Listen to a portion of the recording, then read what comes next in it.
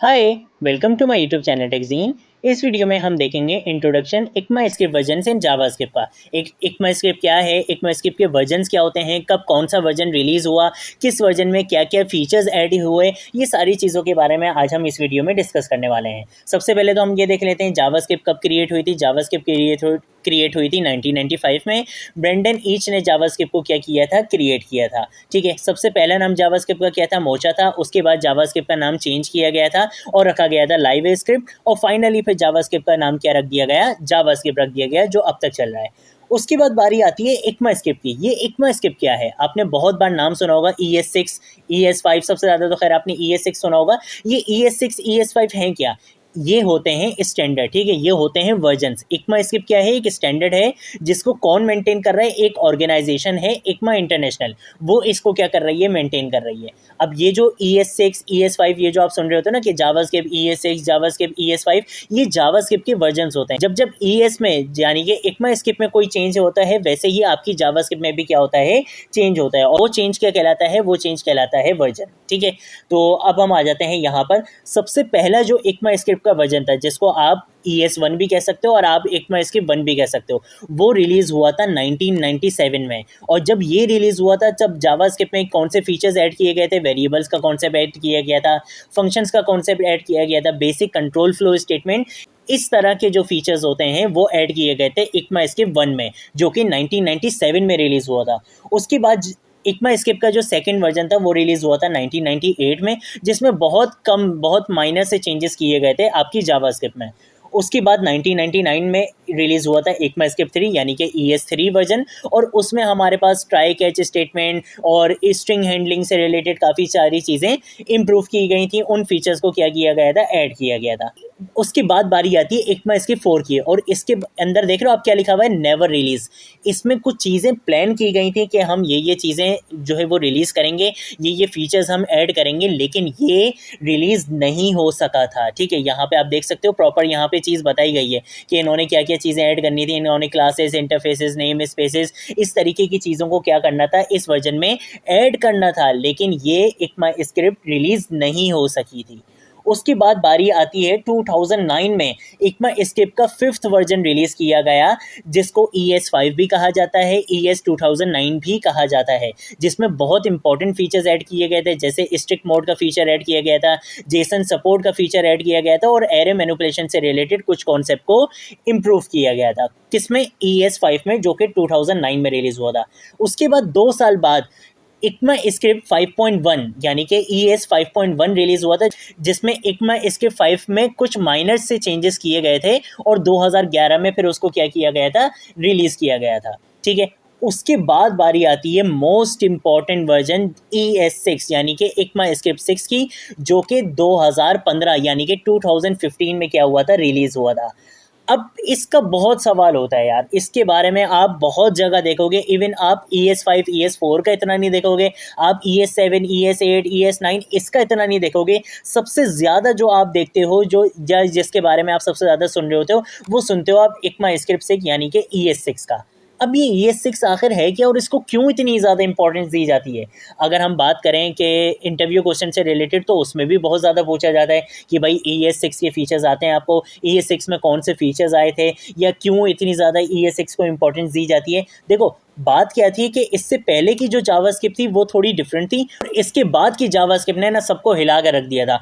बहुत amazing features आए थे इसमें, जैसे कि लेट कॉन्स्ट का कॉन्सेप्ट आ गया था इसमें, एरो फंक्शंस का कॉन्सेप्ट आ गया था इसमें, टेम्पलेट लिटरल्स का कॉन्सेप्ट आ गया था, और क्लासेस का कॉन्सेप्ट भी आ गया था किसमें, इक्मास्क्रिप्ट 6 में। और इस इक्मास्क्रिप्ट 6 की इतनी ज़्यादा इंपॉर्टेंस है कि अगर मैं बात करूँ जावास्क्रिप्ट के फ्रंट एंड से रिलेटेड फ्रेमवर्क्स या लाइब्रेरीज सीखते हैं, जैसे अगर मैं बात करूँ रिएक्ट की बात करूँ, एंगुलर की बात करूँ, व्यू की बात करूँ, नेक्स्ट जेएस है, ये जितने भी फ्रेमवर्क्स हैं, जितने भी लाइब्रेरीज हैं, ये सारी किसको फॉलो करती हैं, इक्मास्क्रिप्ट 6 को फॉलो करती हैं।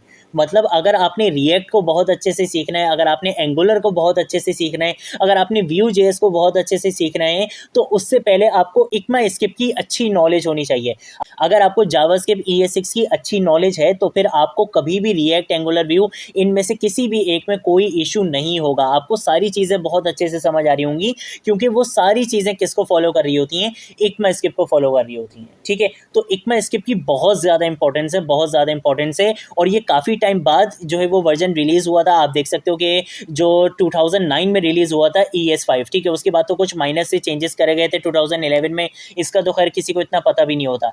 2009 के बाद 6 साल के बाद 2015 में रिलीज़ हुआ था ECMAScript 6 का वर्जन, जिससे जावास्क्रिप्ट ने बिल्कुल अपने आप को चेंज कर दिया था और बहुत अमेजिंग फीचर्स ला कर दिए थे डेवलपर्स को, ठीक है। तो इस वजह से ES6 की बहुत ज़्यादा इंपॉर्टेंस है और इसके बाद आने वाले जितने भी फीचर्स हैं वो ES6 को ही क्या कर रहे हैं और ज़्यादा इंप्रूव कर रहे हैं और ज़्यादा अच्छे अच्छे फीचर्स लेकर आ रहे हैं, ठीक है। तो ECMAScript 6 की इसलिए इतनी ज़्यादा इंपॉर्टेंस है और ये रिलीज़ हुआ था 2015 में, ठीक है। उसके बाद हम आ जाते हैं यहाँ पर ES7 में, और ES7 हमारे पास कब रिलीज हुआ था? ECMAScript 2016 में, ठीक है। इसको आप ECMAScript 2016 भी कह सकते हो और आप इसको ES7 भी कह सकते हो, जिसमें दो मेन फीचर्स को ऐड किया गया था। एक था हमारे पास एक्सपोनेंशियल ऑपरेटर का और दूसरा था हमारे पास एरो प्रोटोटाइप इंक्लूड्स का, ठीक है। तो ये कुछ इंपॉर्टेंट कॉन्सेप्ट थे जो ES7 में इंक्लूड किए गए थे।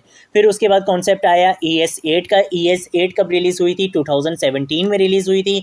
इसमें कुछ ऑब्जेक्ट से रिलेटेड और एसिंक एंड अवेट, ये बहुत इंपॉर्टेंट टॉपिक है जो हम पढ़ेंगे भी अपनी जावास्क्रिप्ट की प्लेलिस्ट में। ये जितने भी कॉन्सेप्ट के बारे में मैं आपको बता रहा हूँ, ये सारी चीज़ें मैं आपको बहुत अच्छे से पढ़ाऊंगा, ठीक है। तो आपने बिल्कुल भी परेशान नहीं होना, ये सारी चीज़ें हम इंप्लीमेंट करेंगे। आज सिर्फ मैं इन चीज़ों का आपको थोड़ा सा इंट्रोडक्शन दे रहा हूँ कि इन चीज़ों के बारे में आपको पता होना चाहिए, ठीक है।